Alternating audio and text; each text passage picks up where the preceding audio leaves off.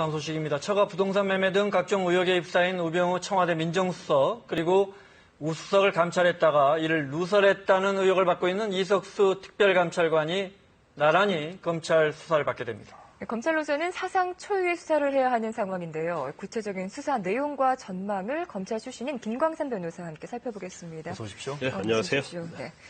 현직 민정수석을 수사하는 것, 그리고 대통령 직속 특별감찰관을 수사하는 것, 이렇게 되면 정말 초유의 상황이 발생하는 거 아니에요? 그렇죠. 그전에도 민정수석 현직을 유지한 채 수사한 적이 없었고요. 네. 또 더군다나 특별감찰관 제도는 이제 최근에 생긴 것이라서 네. 수사한 적이 없었는데 이게 민정수석과 특별감찰관을 동시에 수사한다는 것은 정말 사상 초유의 일이고요. 또 특징이 있다고 하면 우병우 수석은 감찰관이나 피감찰자잖아요. 네. 근데 감찰관은 감찰을 하는 사람인데 양자를 다 수사를 한다는 것 자체가 정말 굉장히 보기 드문 일이겠죠. 네. 먼저 우병우 수석의 혐의는 크게 두 가지로 압축이 되더군요. 네. 직권남용과 횡령. 예. 관련해서 어떤 의혹을 받고 있는 겁니까? 일단 첫 번째 직권남용이죠. 직권남용에 대해서는 이제 본인의 아들이 의경인데 경찰 고유직 인사의 운전병으로 이렇게 인사 이동을 시켜서 네. 굉장히 특혜를 줬다는 그런 내용이고 네. 또 하나는 이제 가족 관련된 회사가 정강이라는 회사가 있습니다. 네. 주식회사. 화면에는 이석수 감찰관의 얼굴이 나가고 있는데요. 네네네네. 일단 그 횡령 부분에 대해서는 가족회사 정강이라는 회사가 있는데 그 회사 돈을 한 8억 정도 이용을 했다는 거 하고요. 네. 또 자동차나 회사 관련된 부분에서 굉장히 금전과 관련해서 굉장히 네. 도움을 받았기 때문에 이게 횡령이 아니냐 그런 의혹을 받고 있는 거죠. 네. 네. 이석수 특별감찰관의 혐의는 어떤 겁니까? 일단 좀 굉장히 단순합니다. 본인이 이제 특별감찰관은 특별감찰관법 제22조 하면 이제 감찰 기밀을 누설할 수 없도록 되어 있어요. 그런데 이제 최근에 언론사에 SNS를 통해서 감찰 기밀을 누설했다. 그래서 이것은 감찰관법 위반이 아니냐. 그래서 이 부분에서 이제 청와대에서도 굉장히 국기문란이라고 비난한 적이 있고요. 홍보수석을 통해서 또 시민단체에서 이석수 특별감찰관을 상대로 고발을 한 상태입니다. 네.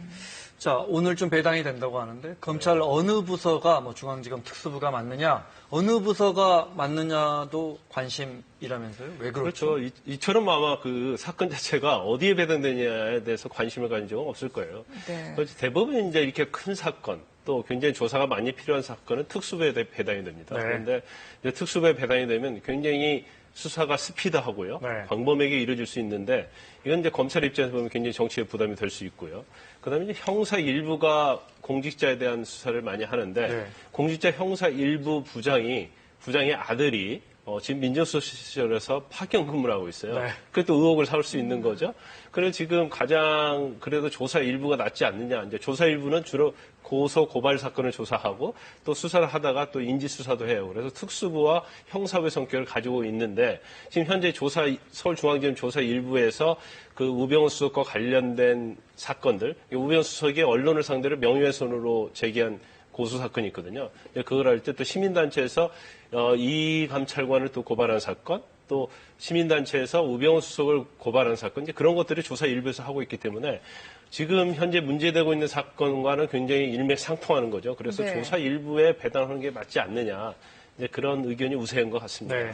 이 두 사람은 1990년대 초에 대구지검 경주지청에서 같이 근무한 경력도 있던데요. 두 사람의 인연이 조금 깊어 보이기도 하고요. 관련해서 좀 살펴볼까요? 저희가 그래픽 준비했는데요. 설명을 좀 해주실까요?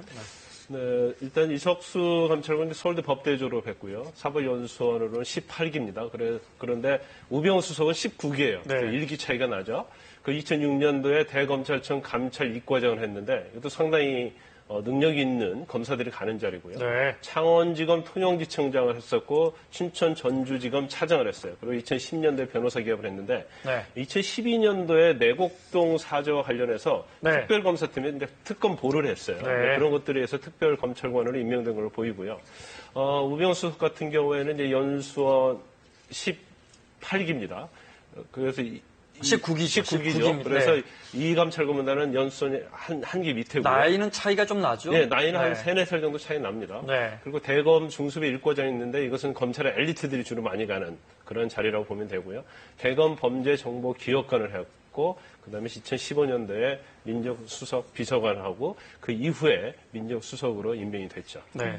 이런 인연 때문에 게다가 청와대 안에서 네. 일부 언론에서 그래서 제대로 감찰이 되겠느냐, 제19 감싸기 조사가 되는 거 아니냐 이런 지적까지 나왔는데 지금 보니까 전혀 다른 방향으로 사건이 흘러갑니다. 그렇죠. 둘 다 이제 검사 출신이고요. 또 1990년대, 94년도인가 그 대구지검 경주지청에서 같이 근무를 했어요. 네.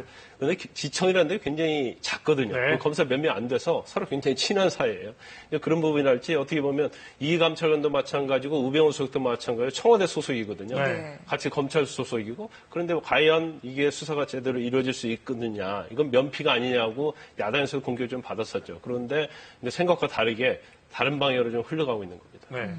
잠시 후에 수사 쟁점에 대해서는 좀 더 자세하게 짚어보겠습니다. 네. 자, 먼저 이석수 특별감찰관에 대한 의혹부터 살펴볼 텐데요. 오늘 출근길에 이번 사태와 관련돼서 입장을 밝혔습니다. 화면을 보시죠.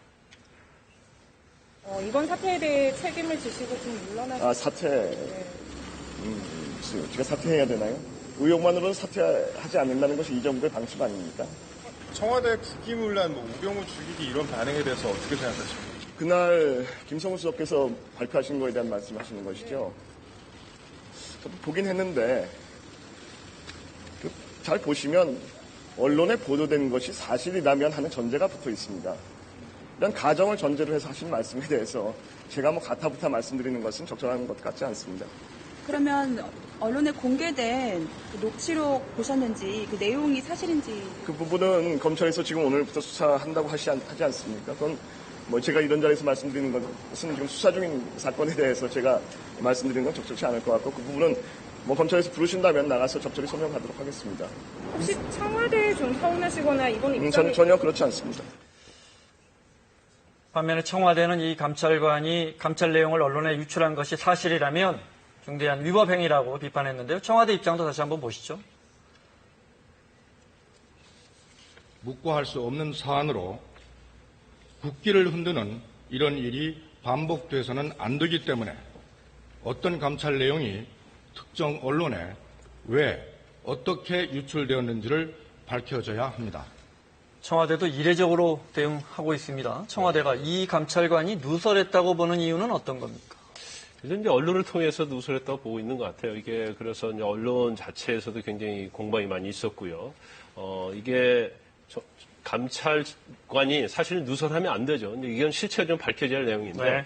이제 이 감찰관 입장에서는 자기는 전혀 누설이 없다고 그렇게 입장을 밝히고 있어요. 네. 그래서 지금 사실 원래 이 수사가 우병우 수석의 개인 비리 의혹에서 시작된 수사인데 굉장히 쟁점이 지금 이석수 감찰관이 누설을 했느냐, 그것이 또 굉장히 중요한 쟁점으로 이렇게 네. 가고 있거든요. 그래서 이게 수사가 지금 검찰은 이제 수사를 하는데 수사가 어떤 그 쟁점이 좀 애매모호합니다. 네. 둘 다. 그다음에 이게 명확한 실체를 밝기가 사실은 쉽지 않은 사건이거든요. 그래서 이제 이석수 감사관과 관련된 부분은 감찰관과 관련된 부분에서는 일단 정말 누설을 했느냐가 중요하고요. 누설을 했다고 한다면 이게 정말 기밀에 해당이 되느냐. 네. 또 여러 가지 피의사실 공표죄랄지 이런 형사사건의 어떤 죄가 되느냐 이제 그런 부분이 쟁점이 될 수가 있어요. 피의사실 공표죄의 대상이 된다고 보십니까? 그런데 그건 쉽지 않을 걸로 보입니다. 그런데 SNS에 나온 내용 자체를 이제 전체적으로 다시 한번 봐야 하고요. 이게 시중에서 떠도는 류의 정도인지 네. 아니면 구체적으로 피의 사실을 갖다 밖으로 공표하는 그 정도의 수준인지에 대해서는 네. 그건 이제 판단하기 좀 쉽지 않고요. 또 이전에 보면 피의 사실 공표죄로 처벌된 사례가 그렇게 별로 없어요. 거의 네. 없어요. 그래서 그것을 처벌하기는 쉽지 않을 것으로 보입니다. 네. 우병우 수석에 대한 의혹에 관련해서는 직권을 이용해서 부당한 압력을 행사했는지, 혹은 가족 회사에서 돈을 유용했는지, 이것이 이제 수사의 쟁점이 될 텐데, 이거 형사 처벌하기도 좀 애매한 상황이라고요? 그렇죠. 이제 제가 아까 수사 쟁점이 굉장히 네. 애매모호하다고 그랬는데, 직권남용이라는 것은 본인의 직권, 그건 민정수석이잖아요. 민정수석의 직권을 갖다가 압력을 행사해서 어떻게 보면 자기의 아들을 좋은 보직으로 이동을 시켰다는 거잖아요. 네. 그런데 일단 그 우수석이 직권 남용을 했느냐 그 부분에서 증명이 있어야 하고요. 네. 두 번째 과연 인사청탁을 했고 거기에 영향을 받아서 했느냐 이제 그 부분이 하는데 네. 사실 그 부분이 수사한다고도 쉽지 않을 것으로 보이고요. 이제 횡령 부분에 대해서는 그 정강이라는 회사는 이제 주식회사이기 때문에 네. 만약에 정말 8억 원의 돈을 유용했다고 저 정강이라는 회사가 처가가 운영하는 회사인 거죠? 처가고 네. 우병우 수석도 아마 20% 정도는 지분을 가지고 있는 것으로 이렇게 알려져 있습니다. 네. 그래서 그 돈을 횡령했다고 한다면 뭐 횡령죄는 될 수 있겠죠. 그런데 가족회사나 1인 회사 횡령 자체는 네. 사실 아주 엄하게 처벌하지는 않아요. 네. 처벌 가치를 이렇게 높게 보지는 않죠. 그래서 주식회사처럼 공개가 된 회사여야 좀 처벌이 가능하죠. 그렇죠. 이제 여러 주주들이 많이 가지고 있는 회사라고 한다면 네. 회사에 직접적으로 손해를 끼쳤다고 그래서 상당히 엄벌을 하지만 1인 회사나 가족회사는 좀 그것보다는 좀 처벌에 있어서는 좀 경하게 하는 경향이 있죠. 네, 알겠습니다. 자, 그러면 소환조사도 가능할까요? 민정수석이 검찰에 소환되는 일이 일어날까요? 그런데 사실 이게 이제 정치적 쟁점이 워낙 된 사건이라서 네. 소환조사는 뭐 제가 볼 때는 네. 할 가능성이 높다고 봅니다. 그래서 어차피 이 특별감찰도 마찬가지고 그 다음에 우 민정수석도 역시 조사를 받고 그렇게 끝내야 하는데 네. 근데 그 검찰에서는 일단 아마 오늘 배당이 될 것으로 보입니다. 왜 배당도 지연할 수가 없어요. 왜냐하면 네. 정치적으로 의혹을 많이 제기한 사건이기 때문에 그러면 이번 주 중에 수사가 시작이 될 거고요.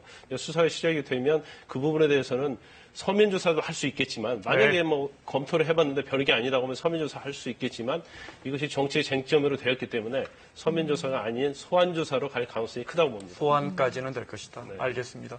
기소까지 갈까요? 기소는 지켜봐야 할 것 같습니다. 김광산 변호사와 함께했습니다. 고맙습니다. 잘 들었습니다. 자, 뉴스 집중 오늘 순서 여기까지입니다. 저희는 내일 오후 4시에 다시 뵙겠습니다. 고맙습니다. 고맙습니다.